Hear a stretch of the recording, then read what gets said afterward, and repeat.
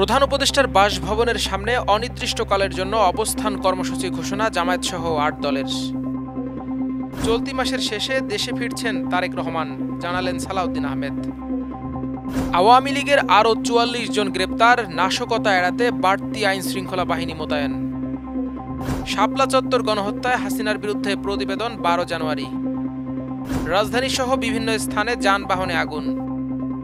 গাজীপুর ৬ আসন বহালের দাবিতে টঙ্গীতে ঢাকা ময়মনসিংহ সড়ক অবরোধ।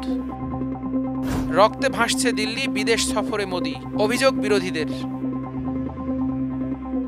আগামী ১৬ নভেম্বরের মধ্যে ৫ দফা দাবি না মানলে প্রধান উপদেষ্টার বাসভবন যমুনার সামনে অনির্দিষ্টকালের জন্য অবস্থান কর্মসূচি পালনের ঘোষণা দিয়েছে জামায়াতসহ সমমনা ৮ দল। বুধবার যৌথ সংবাদ সম্মেলনে এ কর্মসূচি ঘোষণা করে তারা। এর আগে মঙ্গলবার দুপুরে অবিলম্বে জুলাই জাতীয় সনদ বাস্তবায়ন আদেশ জারি এবং ওই আদেশের ওপর চলতি নভেম্বরের মধ্যেই গণভোট আয়োজন করাসহ ৫ দফা দাবিতে পল্টনে সমাবেশ করে দলগুলো।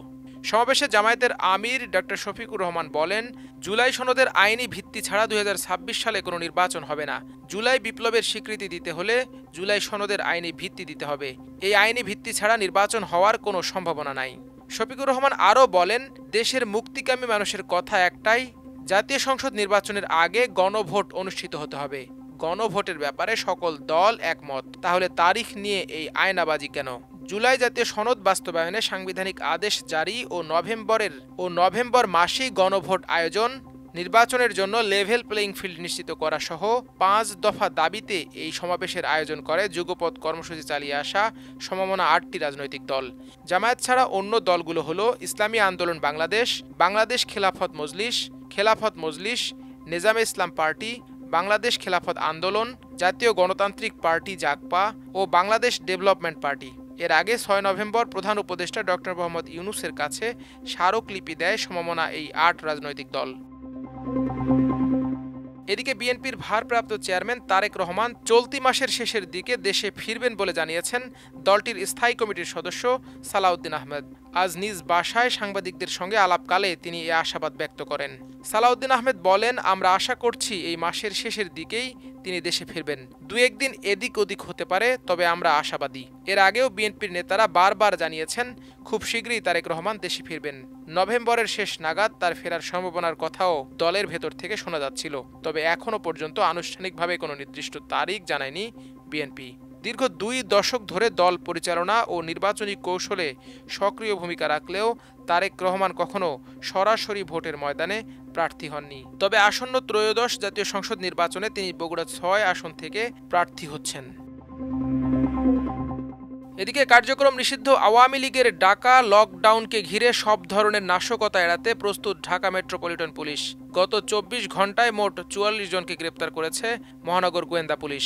পাশাপাশি লকডাউনকে ঘিরে আতঙ্কিত হওয়ার কোনো কারণ নেই বলেও জানিয়েছে পুলিশ। বুধবার ডিএমপির মিডিয়া কর্মকর্তা ডিসি তালিবুর রহমান এ তথ্য নিশ্চিত করেছেন। এদিকে কার্যক্রম নিষিদ্ধ আওয়ামী লীগের ঘোষিত লকডাউন কর্মসূচিকে ঘিরে রাজধানীসহ সারা দেশে সর্বোচ্চ সতর্ক অবস্থায় রয়েছে আইনশৃঙ্খলা বাহিনী। সম্ভাব্য নাশকতা প্রতিরোধে শুরু হয়েছে সাঁড়াশি অভিযান, বাড়ানো হয়েছে গোয়েন্দা নজরদারি ও টহল। সকালে রাজধানীর airport, Abdullahpur, Dhanmondi ৩২, hotel Intercontinental, Kakrail, high court সহ আশপাশের এলাকায় মোতায়েন করা হয়েছে ১২ প্লাটুন বিজিবি বলছে, আগামীকালকে ঘিরে ঢাকা লকডাউন কর্মসূচিতে কেউ যাতে কোনো নাশকতা না করতে পারে তার প্রস্তুতি হিসেবে রাজধানীতে বিজিবি মোতায়েন করা হয়েছে। পাশাপাশি কেউ নাশকতা করার চেষ্টা করলে তা কঠোরভাবে দমন করা হবে বলেও জানানো হয়। এছাড়াও মঙ্গলবার সচিবালয়ে সাংবাদিকদের সঙ্গে আলাপকালে স্বরাষ্ট্র উপদেষ্টা জাহাঙ্গীর আলম বলেছেন, আওয়ামী লীগের ১৩ নভেম্বরের লকডাউন ঘিরে সরকার সতর্ক অবস্থানে রয়েছে। নাশকতার কারণ নেই, কোনো ধরনের সন্ত্রাস সহ্য করা হবে না, কাউকে ছাড় দেয়া হবে না। এদিকে ২০১৩ সালের ৫ মে মতিঝিলের শাপলা চত্বরে হেফাজতে ইসলামের সমাবেশে হত্যা, নির্যাতন সহ গণহত্যায় মানবতাবিরোধী অপরাধের মামলায় সাবেক প্রধানমন্ত্রী শেখ হাসিনা সহ ২১ আসামির বিরুদ্ধে তদন্ত প্রতিবেদন দাখিল ২০২৬ সালের ১২ জানুয়ারি। বুধবার বেলা ১১টার দিকে আন্তর্জাতিক অপরাধ ট্রাইব্যুনাল ১-এর চেয়ারম্যান বিচারপতি মোহাম্মদ গোলাম মর্তুজা মজুমদারের নেতৃত্বাধীন ৩ সদস্যের বিচারিক প্যানেল এ দিন ধার্য করেন। আন্তর্জাতিক অপরাধ ট্রাইব্যুনালের চিফ প্রসিকিউটর বরাবর হেফাজতে ইসলামের নেতা জুনায়েদ আল হাবিব ও মাওলানা মামুনুল হকের পক্ষে আজিজুল হক ইসলামাবাদী এই অভিযোগ করেন। এদিকে ঢাকা সহ দেশের বিভিন্ন স্থানে একের পর এক বাস ও গাড়িতে অগ্নিসংযোগ ও বিভিন্ন স্থানে ককটেল বিস্ফোরণ ঘটাচ্ছে দুর্বৃত্তরা। আজ ভোররাতেও গাজীপুরের পৃথক ৩ এলাকায় দাঁড়িয়ে থাকা ৩টি বাসে আগুন দিয়েছে দুর্বৃত্তরা। রাজধানীর উত্তরায় একটি মাইক্রো বাসে আগুন লাগার ঘটনাও ঘটেছে। পরে ফায়ার সার্ভিসের ২টি ইউনিট আগুন নিয়ন্ত্রণে আনে। প্রত্যক্ষদর্শীরা বলছেন, দুর্বৃত্তরা যেভাবে নাশকতা চালাচ্ছে তাতে রাস্তায় চলাচল করা ঝুঁকিপূর্ণ হয়ে উঠছে। যে কোনো সময় ককটেল এসে শরীরে লাগতে পারে। কেউ কেউ বলছেন সম্ভবত প্রতিশোধ নিতে মরিয়া আওয়ামী লীগ মাঠে নামার প্রস্তুতি নিচ্ছে। সেরকমটা হলে পরিস্থিতি কোন দিকে যাবে সেটা নিয়ে আতঙ্ক। মূলত কার্যক্রম নিষিদ্ধ আওয়ামী লীগের ১৩ নভেম্বরের কর্মসূচি ঘিরে জনমনে ভীতি ছড়ানোর চেষ্টা চলছে। তবে রাজধানীতে শঙ্কার কিছু নেই বলে আশ্বস্ত করেছেন ঢাকা মেট্রোপলিটন পুলিশ ডিএমপির কমিশনার শেখ মোহাম্মদ সাজ্জাদ আলী। তিনি বলেন, কার্যক্রম নিষিদ্ধ একটি দল সামাজিক যোগাযোগ মাধ্যম ব্যবহার করে অস্থিরতা তৈরির চেষ্টা করছে। গত কয়েকদিনে রাজধানীতে ককটেল বিস্ফোরণ, যানবাহনে অগ্নিসংযোগ ও ঝটিকা মিছিলের সঙ্গে জড়িত ৫৫২ জনকে গ্রেপ্তার করেছে ডিএমপি। এদিকে উচ্চ আদালতে বাতিল হওয়া নতুন সংসদীয় আসন গাজীপুর ৬ পুনর্বহালের দাবিতে ঢাকা ময়মনসিংহ মহাসড়কের পৃথক স্থানে বিক্ষোভ ও মানববন্ধন করে মহাসড়ক অবরোধ করেছেন বিএনপি জামায়াতের নেতাকর্মীরা। আজ সকাল ১০টায় স্টেশন রোড, কলেজ গেট ও গাজীপুরা এলাকায় মহাসড়ক অবরোধ করেন তারা। এ সময় প্রায় ২ ঘন্টা ঢাকা ময়মনসিংহ মহাসড়কে যান চলাচল বন্ধ ছিল। জানা যায়, নির্বাচন কমিশন বাগেরহাটের একটি আসন কেটে গাজীপুর ৬ নামে নতুন আসন করে।